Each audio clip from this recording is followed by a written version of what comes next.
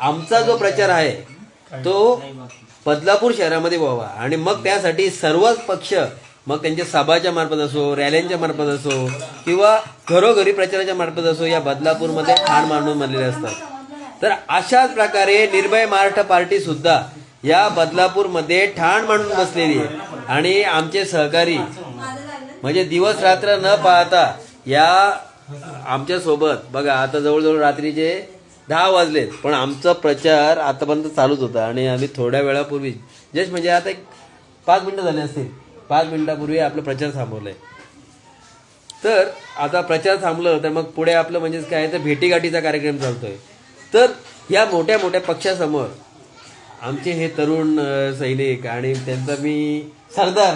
असं बोलायला हवं तर आम्ही ठाण मांडूनच बसलोय। जर 4 लाख वोटिंग आहे बदलापूरमध्ये आणि याच्यातली 2च लाख बदलापूरमध्ये वोटिंग होते म्हणजे 2 लाख